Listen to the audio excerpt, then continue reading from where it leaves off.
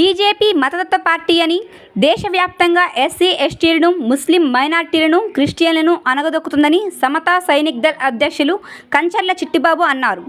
విజయవాడలో జరిగిన విలేకరుల సమావేశంలో ప్రజాసంఘం నాయకులు మాట్లాడుతూ, మళ్లీ అధికారంలోకి వస్తే రాజ్యాంగంలో మార్పులు చేసి ఇప్పుడు కొనసాగుతున్న రిజర్వేషన్స్ తీసేసే ఆలోచనలో ఉన్నట్లు తెలుస్తుందని అన్నారు.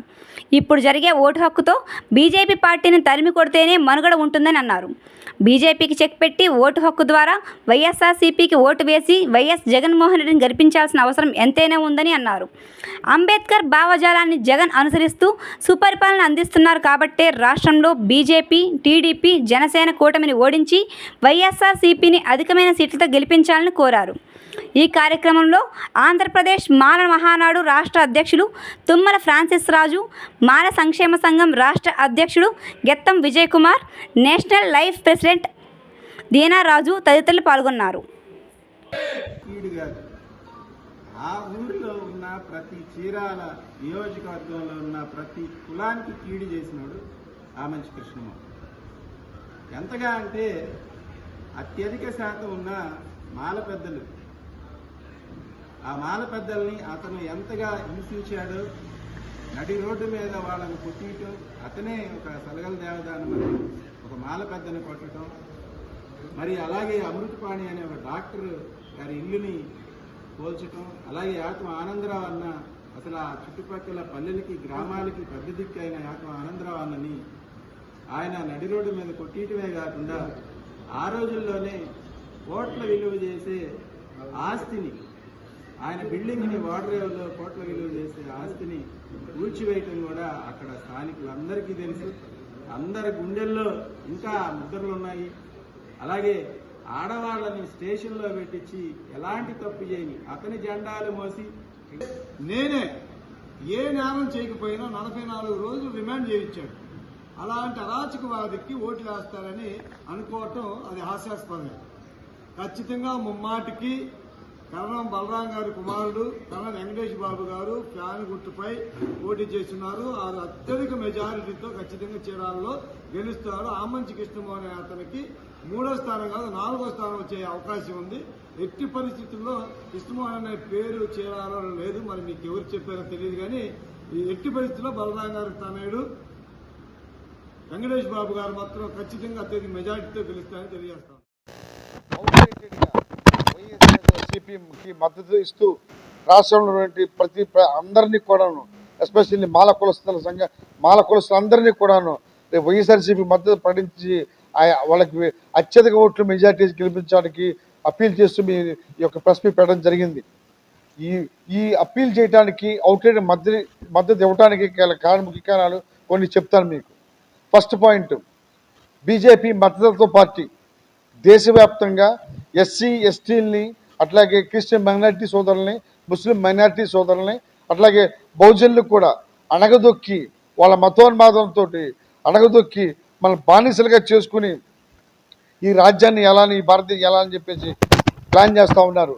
మాకు 400 సీట్లు వస్తే మేము పూర్తిగా రాజ్యాంగాన్ని మారుస్తాం, అదేవిధంగా రిజర్వేషన్లు తీసేస్తాం, అదేవిధంగా క్రిస్టియన్ని, మైనారిటీలని, లేదా ముస్లిమ్స్ని, ఎస్సీ ఎస్టీలని బతకలేమో ఈ ఆంధ్రదేశం ఉన్నటువంటి ఒక అహంకారంతో పెట్టెక్కుతున్నటువంటి బీజేపీని మనం తరిమి కొట్టాల్సిన పరిస్థితి వచ్చింది. ఎందుకంటే ఈ యొక్క పరిస్థితి తెలుసు కూడా, బీజేపీ ఏం చేస్తుందన్న విషయం తెలుసు కూడాను టీడీపీ జనసేన వాళ్ళతో పొత్తుకెళ్ళి, అంటే బీజేపీ ఏం చేస్తారో వాటికి మద్దతు ఇస్తూ బీజేపీ, టీడీపీ, జనసేన వాళ్ళతో కూటమి కలిసాయి. వాళ్ళ కలవంత అవసరం ఏంటి అంటే వీళ్ళిద్దరికి కూడాను మన ఎస్సీ ఎస్టీ బీసీ మైనారిటీ సోదరుల్ని, లేకపోతే ఈ ప్రజల్ని ఈ యొక్క దేశంలో బానిసలుగా చేసుకునేటువంటి ప్రక్రియ ప్రారంభమైంది. కాబట్టి ఆంధ్రప్రదేశ్ రాష్ట్ర ప్రజలందరినీ అందరూ కోరుతా ఉన్నాం ఈ యొక్క కుట్రల్ని ఛేదించడానికి మీకు ఇచ్చినటువంటి రాజ్యాంగం, బాబాసాహెబ్ అంబేద్కర్ ఇచ్చినటువంటి రాజ్యాంగ హక్కు ఓటు ద్వారా మీరు వాళ్ళందరినీ పారదోరాలని చెప్పేసి దేశంలో రాబోయేటువంటి రోజుల్లో జరిగే కలవలాలని ముందే పసిగట్టి మనం దాన్ని చెక్ పెట్టే విధంగా మీ ఓటు ద్వారా వైఎస్ఆర్సీపీకి ఆంధ్రప్రదేశ్ రాష్ట్రంలో మీరు అత్యధిక ఓట్లు వేసి గెలిపించాలని కోరుతా ఉన్నాను. ఎందుకంటే ఎస్పెషల్లీ చెప్తాం మీకు వైఎస్ఆర్సీపీ ఎందుకు చేయమంటున్నాము. మీరు మీరు టీడీపీ వైఎస్ఆర్సీపీ పోలిస్తే మీకు ఒకటే ఎగ్జాంపుల్, రాష్ట్ర ప్రజలంతా 5 కోట్ల రాష్ట్ర ప్రజలందరికీ సుమారుగా 2,75,000 కోట్ల రూపాయల యొక్క ధనం డబ్బు మన ప్రజలకి అకౌంట్ల ద్వారా నేరుగా జగన్మోహన్ రెడ్డి గారు బటన్ల ద్వారా పంపించారు. ఇది 5 సంవత్సరాల్లో. ఈ 5 సంవత్సరాల్లో కూడాను 2 సంవత్సరాలు కరోనా వచ్చింది, ఇన్కమ్ ఏమీ లేదు. ఆయన మన అందరినీ కూర్చోబెట్టి ఇంట్లో పెట్టి పోషించి ఈ 2 సంవత్సరాలు బతకడానికి ఇబ్బంది లేకుండా చేశాడు. ఈ 3 సంవత్సరాలు వచ్చే ఇన్కమ్ని దాన్ని ఎలా కూడా చేసి మీకు సుమారుగా 2,75,000 కోట్ల రూపాయలు అకౌంట్లు పంపించారు. ఇదే 2,75,000 కోట్ల రూపాయలు చంద్రబాబు నాయుడు ఏం చేశాడు? అతను ఎందుకు పంపించలేదు? అతను ఎందుకు డబ్బు ఇవ్వలేదు? 2014 నుంచి 19 వరకు పరిపాలించినటువంటి చంద్రబాబు నాయుడు, జనసేన కూటమి, బీజేపీ కూటమి అదే డబ్బుని ఎక్కడికి మళ్లించారు? వాళ్ళ యొక్క బినామీలకి, వాళ్ళ యొక్క దీనికి పంపించారు. కాబట్టి ఒకటే అర్థం చేసుకోండి, జగన్మోహన్ రెడ్డి సుపరిపాలన అందిస్తూ ఉన్నారు. అందరికీ బ్రహ్మాండమైనటువంటి సంస్కరణ చేస్తూ ఒక సంస్కర్తగా అంబేద్కర్ చూసినటువంటి భావజాలాన్ని ఆయన అమలుపరుస్తూ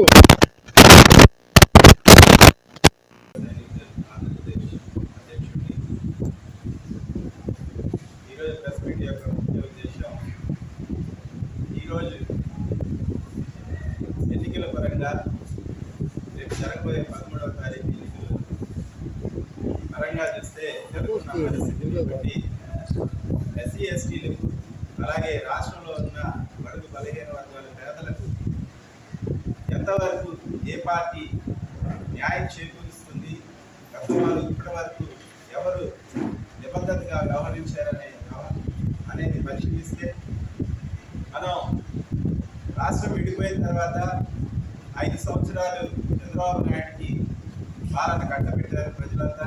అప్పుడు ఏం జరిగిందో మనం గమనించాం. తర్వాత 2019లో జగన్మోహన్ రెడ్డి గారు అధికారంలోకి వచ్చిన తర్వాత ప్రతి పేద కుటుంబానికి సంక్షేమం అనేది వచ్చింది.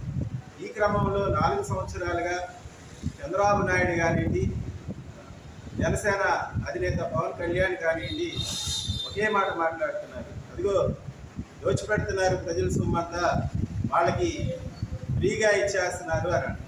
మరి ఈరోజు 2 మేనిఫెస్టోలు కనుక మనం పరిశీలిస్తే బీజేపీ కూటమి మేనిఫెస్టో కానివ్వండి, ఇటు వైఎస్ఆర్సీపీ మేనిఫెస్టో కానీ చూస్తే మరి ఎవరు ఎక్కువ ఫ్రీగా నిధులు ఇస్తున్నారు?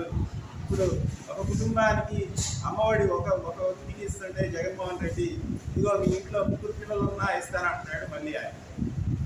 ఈ ఒక్క వ్యత్యాసాన్ని మనం గమనిస్తే ఒక కుటుంబంలో ఒకళ్ళకి ఇస్తేనే అది ఫ్రీగా ఇస్తున్నారు, వాళ్ళని చెడదొప్పుతున్నారు అని చెప్పిన ఇదే చంద్రబాబు నాయుడు ఇప్పుడు ఎలా 3 పిల్లలకి ఇస్తాడు? మరి ఈ అప్పులన్నీ ఎవరి మీద పెడతాడు? ఎవరు నెత్తిన రుద్దుద్దామని ఇంత సంక్షేమాన్ని ఫ్రీ అని చెప్పి ప్రతి దాంట్లో ఫ్రీ అని చెప్తున్నాడు, 3 సిలిండర్లు అంటున్నాడు. మరి ఇవన్నీ నిజంగా జరిగేవే? కేవలం ప్రజల్ని కళ్ళబల్లి మాటలు చెప్పి ఏదో ఒక విధంగా ఓట్లు వేయించుకొని మళ్ళీ తర్వాత గద్దెనెక్కిన తర్వాత చంద్రబాబు నాయుడు ఎంత విషనరీగా 2020 అని చెప్పి ఎంత చేశాడో మనందరం కళ్ళమ్మతో కట్టినట్టు చూసాం. మరి అది 2020నా అతని ఉద్దేశం 420నా అనేది ప్రజలే నిర్ణయించారు. అతను ఒక 420గా ప్రజలను మోసం చేస్తూ ఓట్లు అయితే తీసుకుంటున్నాడు, కానీ ఈ సమాజానికి మరి ముఖ్యంగా ఎస్సీ ఎస్టీ బీసీలకి ఎంతవరకు న్యాయం చేశాడు? నిన్న మొన్నటి వరకు మరి అదే బీజేపీ మాకు ప్రత్యేక హోదా ఇవ్వలేదని కొట్లాడిన ఇతనే చంద్రబాబు నాయుడే ఈ రోజున బీజేపీకి రెడ్ కార్పెట్ వేశాడు. మరి వైసీపీ ప్రభుత్వం స్థాపించిన కాడి నుంచి నేటి వరకు బీజేపీతో అధికారిక పొత్తు అనేది కుదుర్చుకోకపోవటం కూడా ప్రజలందరూ గమనించారు. మరి ముఖ్యంగా ఎస్సీ ఎస్టీ మైనారిటీ క్రైస్తవులందరూ గమనించాల్సింది ఏంటంటే బీజేపీ చాలా స్పష్టంగా చెప్తుంది, ఇదిగో మేము వస్తే రాజ్యాంగం మారుస్తామంటారు, ఇదిగో మేము వస్తే రిజర్వేషన్లు తీసేస్తామంటారు. ప్రతిదీ రాజ్యాంగ విరుద్ధమైన చర్యలు కవ్వింపులు కవ్విస్తున్న ఒక బీజేపీకి నువ్వెందుకు ఇక్కడ రెడ్ కార్పెట్ పరిస్థితి? ఎన్ని ఓట్లు ఉన్నాయి బీజేపీకి ఇక్కడ? ఎన్ని ఓట్లు? జనసేనతో పొత్తున్నంత కాలం మీరు బాగానే ఉన్నారు, కానీ ఎప్పుడైతే బీజేపీ ఒక మతోన్మాదాన్ని తీసుకొచ్చి ఈ రాష్ట్రాన్ని అల్లకల్లోలం చేయాలని వాళ్ళ ఆలోచనలు కనుక ప్రజలు గుర్తించి బుద్ధి చెప్పకపోతే రానున్న రోజుల్లో మన రాష్ట్రాలు కూడా ఒక ఉత్తరప్రదేశ్, ఒక మణిపూర్ లాగా ఉంటాయని ప్రతి ఒక్కళ్ళు గుర్తు చేసుకోవాల్సిందిగా కోరుతున్నాను. అలాగే ప్రతి అంశం తీసుకోండి, ఏదైనా సరే బీజేపీ ఈ రోజున ఎంత దౌర్భాగ్యంగా పరిపాలన చేసిందో మనం మోడీ ప్రభుత్వంలో చూస్తూనే ఉన్నాం. ప్రతి ప్రభుత్వ ఆస్తులు అమ్మేస్తుంది, ఎల్ఐసి కాడ నుంచి రైల్వే కాడ నుంచి బిఎస్ఎన్ఎల్ ప్రతిదీ అమ్మేస్తుంది. అయినా కూడా ఈ రోజున మనం స్వాగతిద్దామా, అదే చంద్రబాబు నాయుడికి సపోర్ట్ చేద్దామా? ఒక్కసారి ప్రజలందరూ ఆలోచించండి. ఒక మతోన్మాద పార్టీని లేదా ఒక రాజ్యాంగాన్ని మేము మారుస్తాం 400 సీట్లు ఇస్తే అని ఘంటాపదంగా స్వేచ్ఛగా చెబుతున్న ఒక చంద్రబాబు నాయుడిని మనం ఓట్లేసి గెలిపిద్దాం. లేదు, ఇప్పటి వరకు సంక్షేమాన్ని ప్రతి ఇంటికి తీసుకెళ్తూ ప్రతి ఒక్కరికి లబ్ధి చేకూరుస్తూ ఒక మంచి సుపరిపాలన చేస్తున్న జగన్మోహన్ రెడ్డికి సపోర్ట్ చేద్దామా? ప్రజలందరూ ఆలోచించి నిర్ణయం తీసుకోండి. ఇందులో ఎస్సీ ఎస్టీల పాత్ర, ముస్లిం మైనారిటీల పాత్ర, క్రైస్తవుల పాత్ర ఎక్కువ ఉంది. ఈ ఓటింగ్లో ఎక్కడైనా సరే ఒకళ్ళ గెలుపు ఓటములు అనేవి వీళ్ళ చేతుల్లోనే ఉన్నాయి. కాబట్టి వీళ్ళందరికీ మేము చెప్పేదంటే ఒక ప్రజా సంఘాలుగా, దళిత సంఘాలుగా ఇక్కడ ఇంతమందిని ఒక జేఏసీగా ఏర్పడి ఇది కనుక రాబోయే ఉపద్రవాన్ని మనం అడ్డుకోకపోతే ఆ ఉపద్రవం మనం ముంచేస్తుంది, ప్రమాదం వస్తుంది.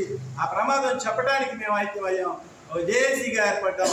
ఈ ప్రమాదాన్ని గుర్తించి ప్రతి ఒక్క ఓటరు ఆలోచించి 420 విజనరీగా ఉన్న ఒక చంద్రబాబు నాయుడిని కాకుండా ఒక స్వచ్ఛమైన పాలన, ఒక నీతివంతంగా చేస్తున్న పాలన జగన్మోహన్ రెడ్డికి ఓటేసి గెలిపించాలని కోరుతూ